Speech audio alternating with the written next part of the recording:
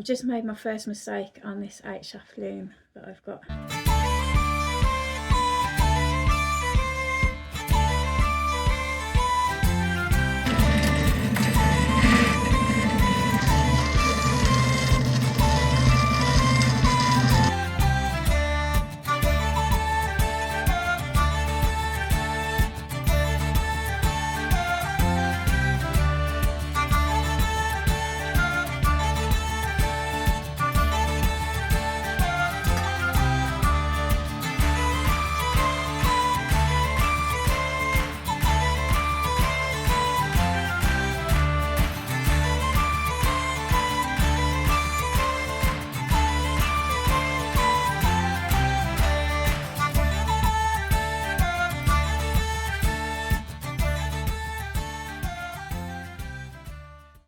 I've been doing a lot of work on spinning. This one is from the pulled roving from the big bat that I made in the last vlog from hand-dyed fibre and then loads of recycled scrap. There's a lot of recycled scrap in this yarn. And this is the finished one. So I showed it in the last video on the bobbin and I hadn't took it off and set the twist yet, so that's how it looks finished.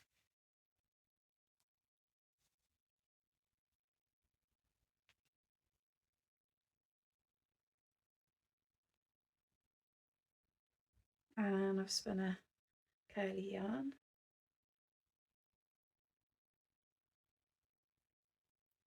And then these ones are from some rollags. This one's from the forest rollags that I've got in the Etsy shop. So it's toadstool forest, I think it's called.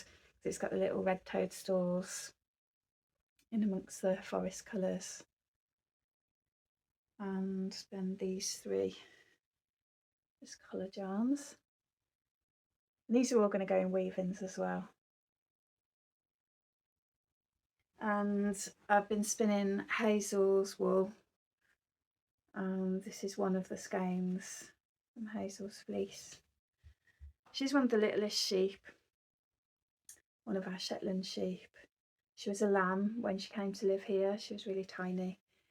And this is her first shearing of her fleece.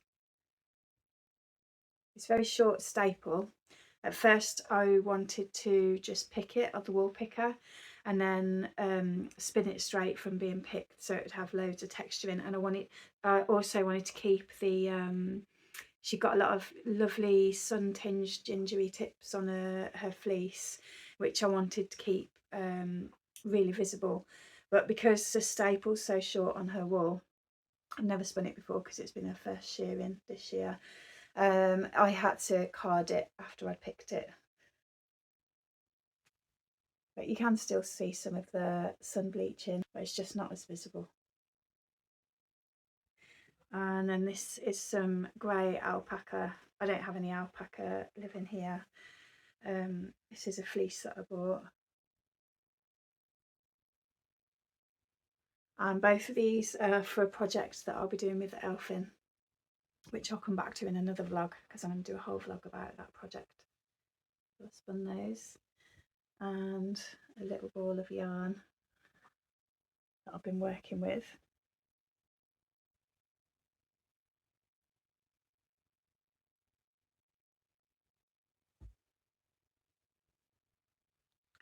And another one.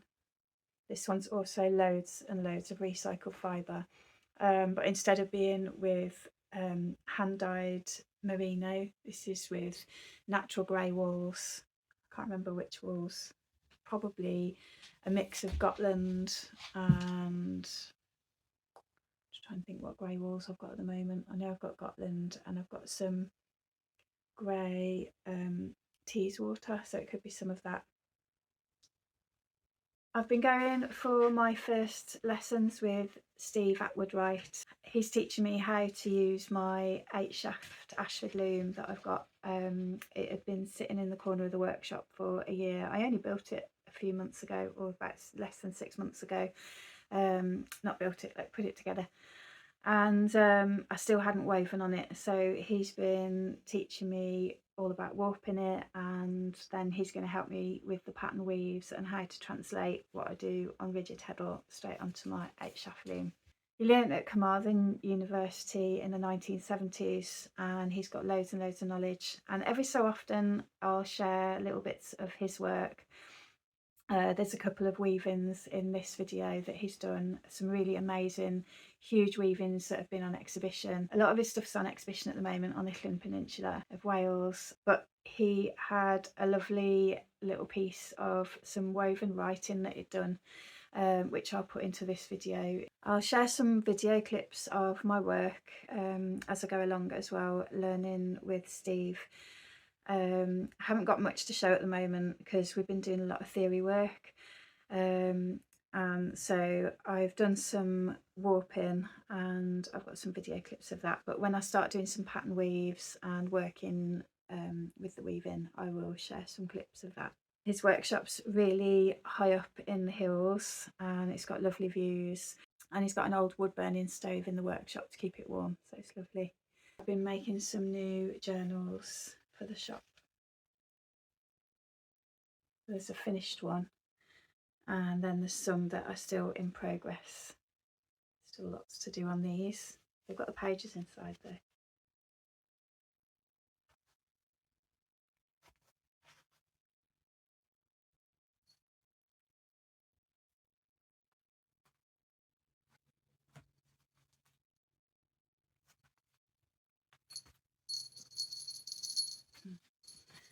All our heating and hot water in this little old cottage comes from the biomass boiler, which is down at the farm next door. It's quite unreliable and it stops working quite often. Not so much this year, but last year it wasn't working a lot. But recently it's gone out. We have a wood-fired Rayburn in the kitchen, an old one that we put in when we moved here, so that we would be okay, you know, if we didn't have any heating. We don't have any oil or any gas or anything like that. So when the biomass boiler isn't working, we rely on the Rayburn, because the only other source of heat we've got is a wood burner in the living room. So the Rayburn heats all the radiators, it gives us hot water, and we can cook on it as well. It's got an oven and hobs on the top. We rely on that quite a lot in winter and spring.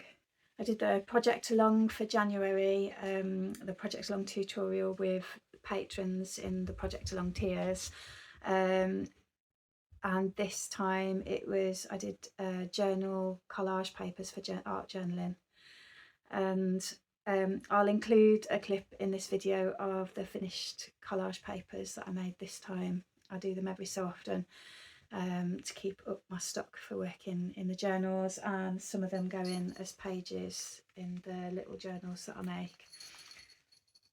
So the project along tutorials, I think there's 5 on there now, will always be available, so anybody that joins the project along tiers will have access to all the ones previously. There's journal making, it's not this journal but it's one similar, how to make the journal, and then the journal papers, which we've just done, and then there's a knitted shawl, a really simple knitted shawl, and a really exciting tea cosy is one of them, and there's some Indian style embroidery. I try and keep the project alongs in lots of different types of crafts and keep them all as simple as possible, so that anyone can join in with it and you don't need previous experience to do them. And I also keep them simple so that we can have lots of creative fun with colour and texture and stuff like that, so that there's not too much concentration of patterns and things like that you need to think about. I always keep them really simple so that you can have fun with your own embellishments and colours and textures with the mirrors. And I've also sent out the in bulk postcards to patrons in the postcard tiers. I had some new postcards printed this time, and I've done a little series of each sheep that lives with us. There's 7 altogether, which if you've seen our vlogs and podcasts before, you'll have met the sheep. So the one that I've sent out this time is Fingal, and she's a cat mogget Shetland.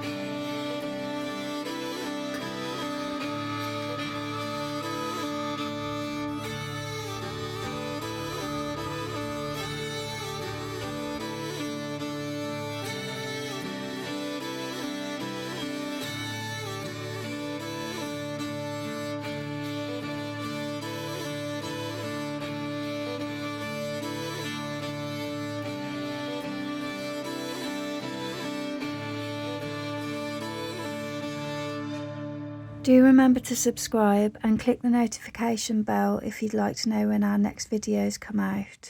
And if you click the like button on the video, it really helps the video to be seen by more people, so thank you.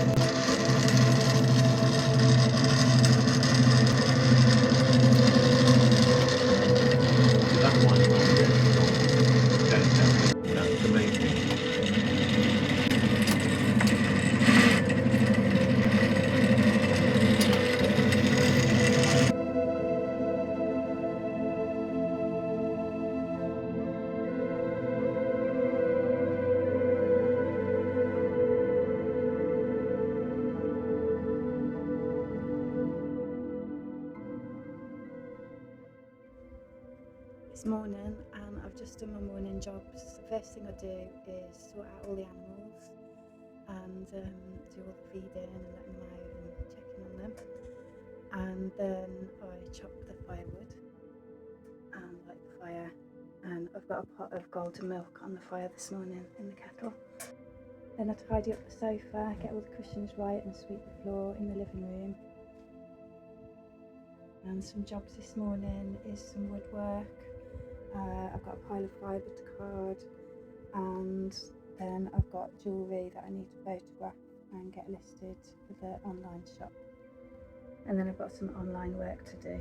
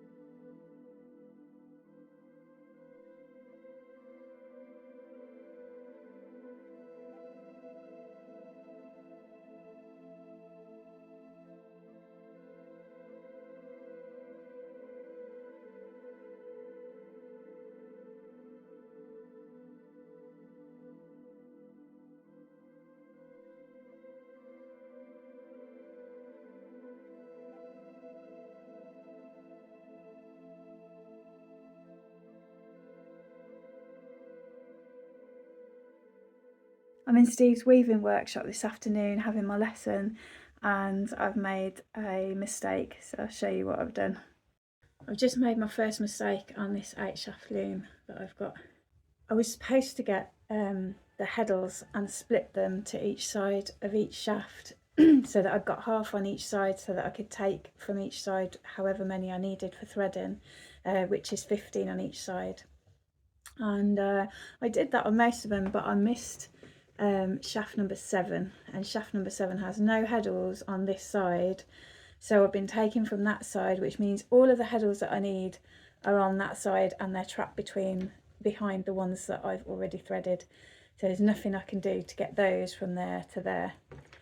So I need to thread the rest of these, and I've got no heddles. Steve's gone out and he's left me in the workshop, so I've got to try and figure something out. So I've just got some thin yarn that I'd got with me, and I'm trying to make some little makeshift heddles. So they've got the little holes in the centre. I don't know if you can see, I'll put the hook through. There, they've got the little holes in the centre. So they should, I'm hoping, work the same as these. I won't know till Steve gets back whether I've figured that out right or not. So he's either going to say that's going to work good, those little heddles, or he's going to say, what are you doing? Why do you think that would work? So yeah, I'm going to try, and I'm going to thread it up because he's not going to be back for about an hour. So I'm going to use these and thread it up, and hopefully it's going to work and it will be all right.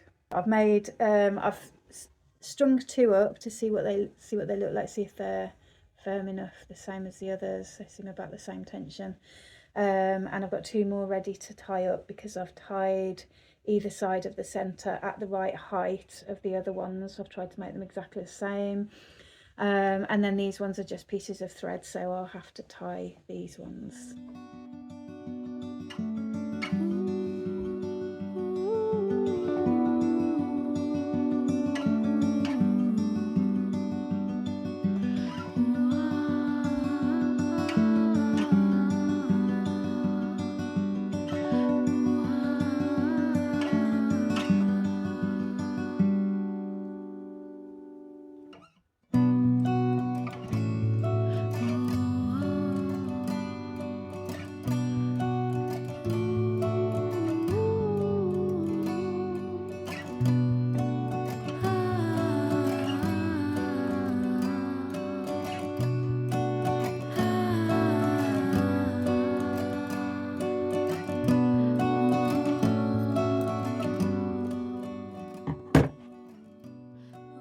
Hardest thing was getting the knots in the right place so that they all lift at the same height. They're slightly out on some of them because it was impossible to get them the same. Yeah, so they're almost at the same heights, and it should be all right. It should be enough to open the shed just fine.